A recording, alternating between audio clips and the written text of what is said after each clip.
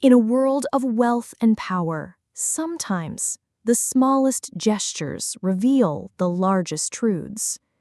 The ballroom was dazzling that evening, chandeliers glowing like 1,000 suns, polished marble. The city glimmered that morning. Glass towers stabbed the sky, their steel frames glittering like polished jewels in the sunlight.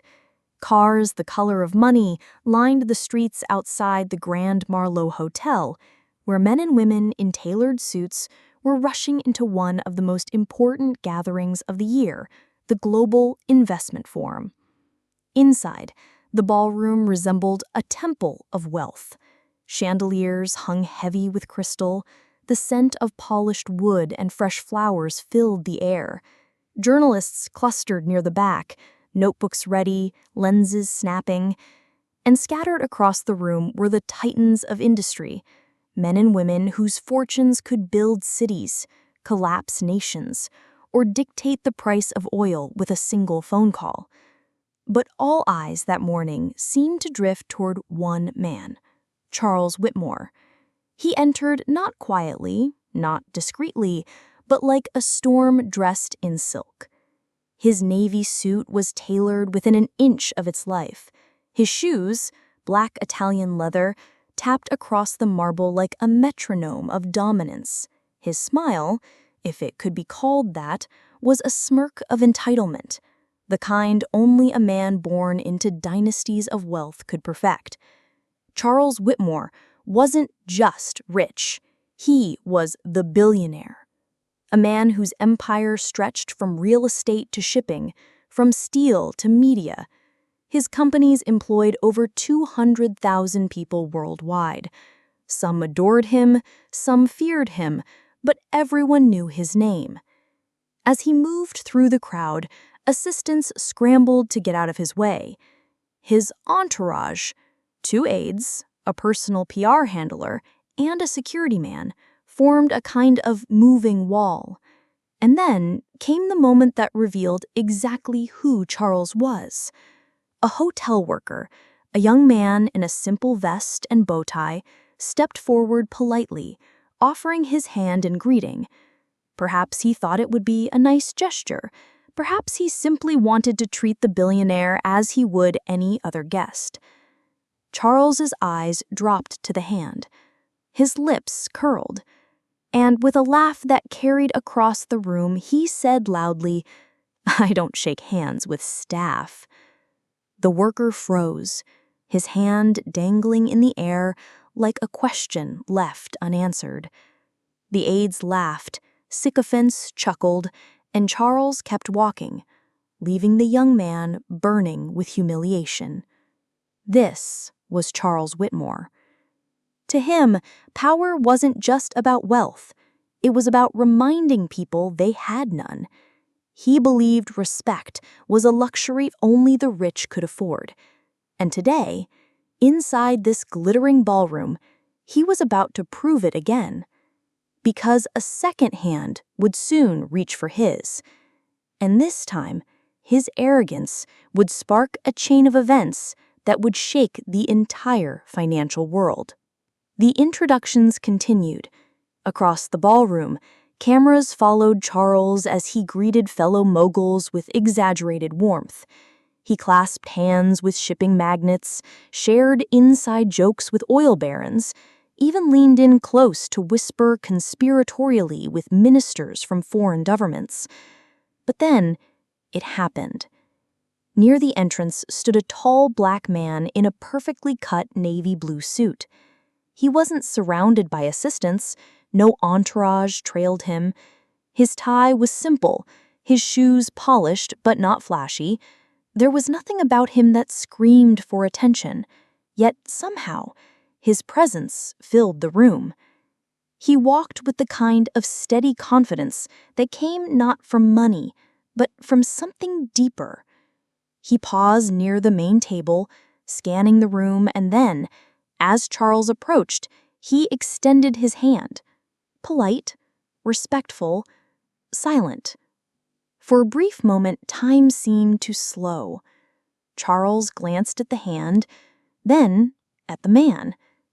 His smirk widened, and with a chuckle, this one even louder than before, he sneered, "I don't shake hands with staff." The laughter rolled again, this time joined by a few nervous titters from the crowd. Some turned their faces away, embarrassed. Others stared, sensing this was more than just arrogance. It was cruelty. The man slowly withdrew his hand. He didn't argue. He didn't flinch. He simply nodded once, almost imperceptibly, and slipped his hand into his pocket. His expression remained calm, unreadable. But there was something in his eyes, something quiet, something unshakable. Charles, oblivious, moved on. He thought he'd dismissed another nobody. What he didn't know, what no one knew yet, was that in less than 5 minutes, his world would begin to unravel. Now, understand this. In the world of billionaires, gestures matter. A handshake isn't just a handshake. It's recognition, validation.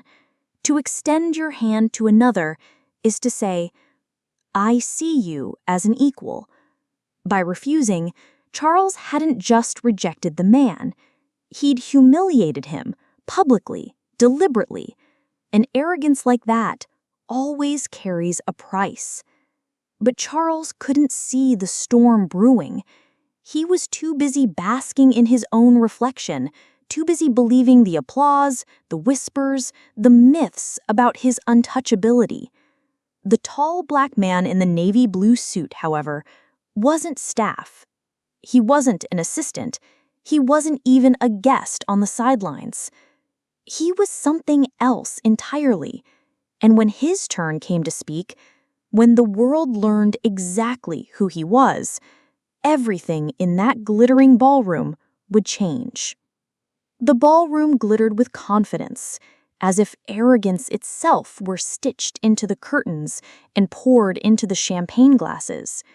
Charles Whitmore, still basking in the laughter his insult had drawn, leaned against his chair at the head table, exuding satisfaction.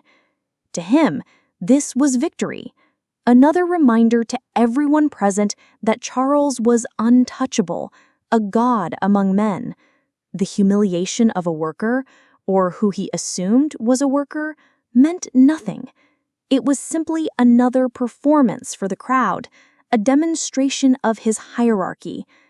But quietly, at a table near the back, the tall black man in the navy blue suit sat down, alone, calm. His fingers tapped once on the tablecloth before he folded his hands neatly, his gaze drifting across the stage where Charles prepared to deliver his keynote speech. A few guests whispered. Some had recognized him, though most hadn't. Not yet. They watched him with curious eyes, wondering if he would react, if he would rise, if he would confront Charles. But he didn't. He simply waited. And it was in that waiting, in that silence, that the power shifted, though no one realized it yet. Charles rose to speak. The lights dimmed, a spotlight washed over him, and the room hushed. His voice boomed with the practiced rhythm of a man used to commanding attention. "Ladies and gentlemen," he began, "today marks another chapter in the great story of wealth, innovation, and vision. We are here not just to discuss investments, but to define the future. And as you all know, I have always believed that the future belongs to those who have the courage to take it." Applause followed. Charles smiled, soaking in the approval like sunlight. But as he continued, people noticed something unusual. Across the room, at the solitary table, the tall man remained motionless. He didn't clap. He didn't nod. His expression remained calm, unreadable. For Charles, that tiny act of defiance, a man refusing to give him the respect he demanded, would gnaw at him. Though he masked it behind a smile, A flicker of irritation crossed his eyes. He didn't like being ignored. He didn't like being unacknowledged, especially not from someone he'd dismissed as staff.